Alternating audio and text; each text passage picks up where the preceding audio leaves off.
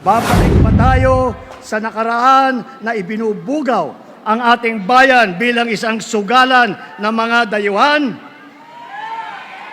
Babalik ba tayo sa landas na umaapaw sa dugo ng mga inosenteng mga bata na inakyat sa bahay, inagaw sa kanilang mga ina at kinuha ang kanilang kinabukasan? Alam niyo po, dalawa po ang pagpipilian na ngayon natin. Mamimili ba tayo na babalik tayo sa panahon ng lagim o tayo ba ay tutungo patuloy sa ating kinabukasan na maliwanag, na mapayapa at maganda para sa lahat ng Pilipino? Hindi po namimili kung sinong uunahin, hindi po namimili kung sinong sikat, kung sinong mayaman, basta't Pilipino, tinutulungan ang Pilipino. At ngayon, mga kababayan, ang Pangulo ng Republika ng Pilipinas, His Excellency Ferdinand Romualdez Marcos Jr. Alyansa ng pagkakaisa, alyansa para sa paglaban, alyansa ng bagong Pilipinas. Maayong gabi, Iloilo! Maraming salamat sa inyong lahat at kayo'y nakarating upang pakinggan ang ating mga pambato na mga senador para sa darating na halalan.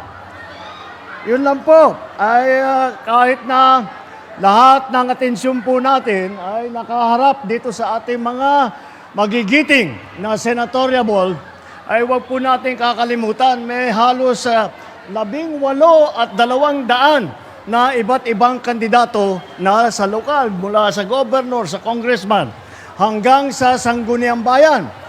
At nabanggit ko po yan dahil ipagmamalaki ko na ang alyansa lamang ang samahan na kumpleto ang kandidato sa bawat pwesto na tinatakbuhan ngayong eleksyon na ito sa national hanggang sa pinakamaliit na bayan na sanggunian member. Yan po ay dahil pag tinitignan po natin ang mga ibang partido, nakakandara pa po sila at naghahanap sila ng kandidato, hirap na hirap silang kumuha ng miyembro. At hindi nila maunawaan kung bakit ang alyansa na kumpleto po natin yung lineup. Madali lang po ang sagot dyan. Dahil ang alyansa lamang sa lahat ng mga grupong politiko na kasama sa halalan na ito, ang alyansa lamang ay may panindigan. Hindi ito nagsasama para magtulungan lamang, para tulungan na sila ay mahalal. Sila po ay may panindigan na sila ay kapit-bisig na tutulong at gagawin ang lahat para pagandahin ang buhay ng bawat Pilipino at pagandahin ang minamahal nating Pilipinas.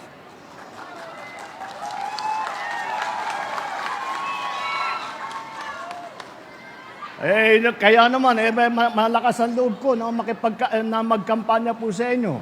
Dahil pagka naman, kinumpara naman ninyo itong ating mga kandidato, ikumpara naman ninyo dun sa mga iba, wala tayong masasabi na hindi mo masasabi na kahit isa sa kandidato sa kanila ay mas magaling sa kahit sino sa kandidato natin para sa Senado. Kung kikilatisin natin, pagkikilatisin natin ng isa't isa ang ating mga kandidato, napakatingkad po, napakaganda po, at napakatibay ang kanilang kakayahan. Sila po ang mga pambato natin at sila ay magdadala ng pagbabago. Sila ang magdadala ng kapayapaan dito sa Pilipinas. Ngayon, pinagsama-sama natin ngayon, lahat itong napakagaling na mga kandidato para sa Senado ay nakaka-impress talaga ang kanilang pinagsama-samang lakas. Dahil po, unang-una, tignan po natin ang ating mga kandidato. Walo po sa kandidato natin ay naging senador na. Nandito po, Senator Cayetano, Senator Lacson, Senator Lapid, Senator Marcos, Senator Pacquiao, Senator Revilla, Senator Soto, Senator Tolentino. Naku naman, napakaganda ng mga, pati ba ang mga record nila at makikita naman ninyo. Pagka unang araw pa lang na sila'y uupo, pag naluklok sila sa Senado, unang araw pa lang, hindi na po sila mag-OJT. Alam na nila ang trabaho. Alam na nila ang gagawin nila. Alam na nila ang problema na hinaharap ng ating mga kababayan. At alam nila kung paanong gawin para bigyan ng counting tulong ang lahat ng ating kababayan. Pito naman ang galing sa mababang kapulungan sa House of Representatives na naging congressman. Nandiyan po, naging congressman po si Abi Binay. Naging congressman din po si Benhur Abalos, si Pia Cayetano, ang kapatid ko, si Amy Marcos, congressman din yan. Manny Pacquiao, congressman din yan. Erwin Tulfo, congressman din. Congressman Villar, si Camille, nasa kongreso ngayon. Kaya makita po, kumbaga po sa basketball, napakalalim po ng bangko namin. Hindi na po sila bagito at hindi na sila mag-aaral-aral pa. At ang iba, apat naman dito sa ating kandidato ay umupo sa cabinet position. Nandiyan po si Benhur Abalos na naging MMDA tapos naging DILG Secretary. Andiyan po si Erwin Tulfo na naging kalihim ng DSWD. Si Senator Ping Lacson ay siya naman ang linagay sa Yolanda Rehabilitation Commission na tumulong pagkatapos na dinaanan po kami sa Region 8, dinaanan po kami ng kalakas-lakas na bagyo. At si Senator Tolentino ay siya naman ay dumaan din na nag-MMDA po. At masasabi ko, nabanggit na po natin ng Yolanda, alam niyo po, yan ang record po ni Senator Tolentino sa MMDA. Nung nasa Leyte kami, nasa Tacloban kami, walang dumadating po na tulong. Ang unang dumating na tulong ay galing kay Senator Tolentino ng MMDA. Kaya makita mo talagang malalim ang pagmamahal niya sa taong bayan. Alam nila ang trabaho sa bawat level, mula sa kabinete hanggang sa lokal, hanggang sa pinakababa. Hindi sila nagdadada. Marami silang ginagawa. They are not here to oppose. They are here to propose. Ibig sabihin po, hindi sila nandito upang makapagdebate lamang, upang paninira lamang. Sila ay nandito upang maghanap ng mga bagong paraan para tulungan ang ating mga kababayan. Tatlo naman ang naging gobernador sa malalaking probinsya.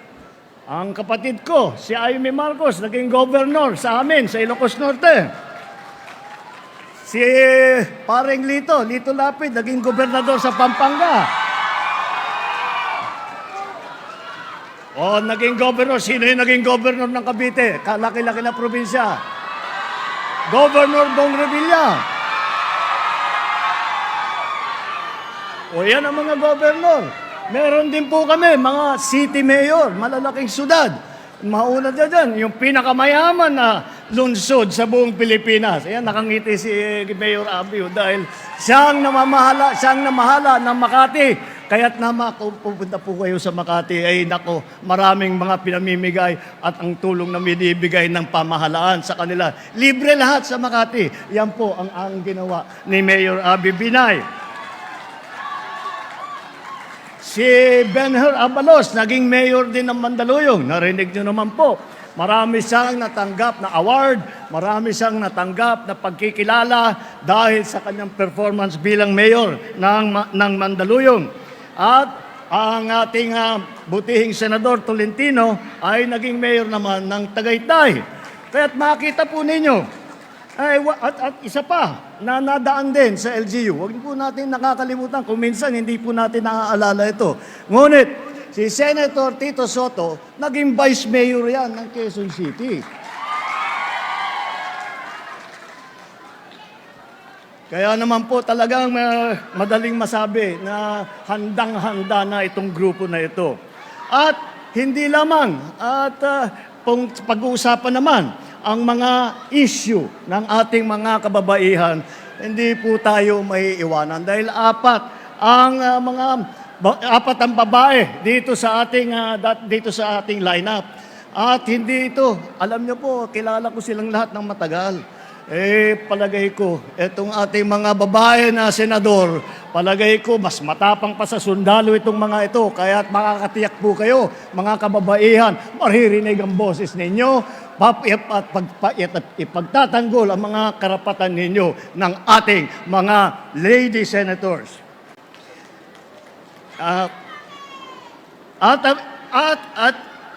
Dahil ang ating pinag-usapan dito ay legislatura, ang pagsulat ng mga batas. Dito po sa ating lineup, 4 po ang abogado. Si Attorney Benher Abalos, Attorney Abby Binay, Attorney Pia Cayetano, Attorney Tol Tolentino. Yan po, sila ay sanay na sanay po at nakakaunawa sa mga pangangailangan para pagandahin ang mga batas na lumalabas sa Kongreso. Pagdating naman sa mga pinanggalingan, baka akala po ninyo, silang lahat ay tiga Maynila lamang. Baka akala ninyo, isa lang ang pinanggalingan nila, sa Luzon lang nanggaling. Hindi po ganun. Pagdating sa geographical representation, 2 po ang taga Mindanao. Alam nyo, kilala nyo naman ang ating kampyon. Si Senator Manny Pacquiao ay galing...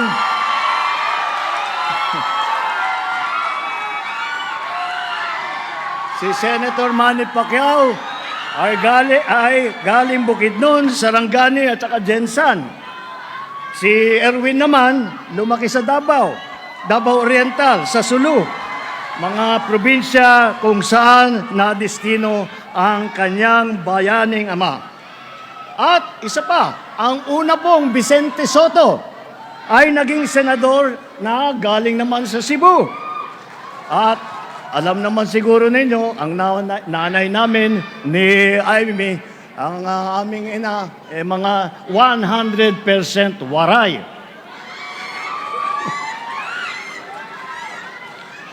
Wala sa kanilang may bahid na problema. Wala sa kanilang wala kayong maririnig na masamang balita tungkol dito sa ating mga kandidato. Ito ay hindi lamang sila ay magaling. Sila ay mabubuting tao. Sila ay mabubuting nagseserbisyo sa publiko. Wala sa kanila ang may bahid ng dugo dahil sa tukhan. Wala sa kanila ang kasabwat sa pag-aabuso na binulsa ang sako-sakong pera, pinagsamantalahan ng pandemya, binayaan na magkasakit at mamatay ang ating mga kababayan nung panahon ng COVID.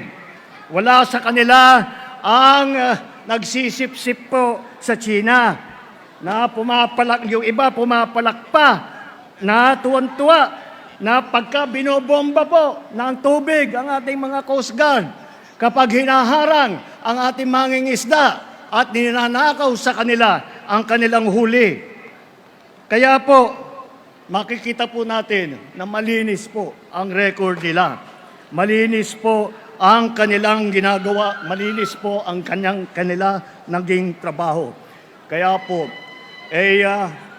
napakadali po ikampanya ang ating lineup. Marami pong nagsasabi na ang midterm election daw ay hindi masyadong mahalaga, hindi masyadong importante dahil hindi naman magbabago ang Pangulo. At yung naiwang 100 pa na senador ay hindi naman mapapalitan. Well, siguro naman sa ibang halalan, baka totoo 'yun. Ngunit hindi totoo po ito sa halalan na ito sa midterm election.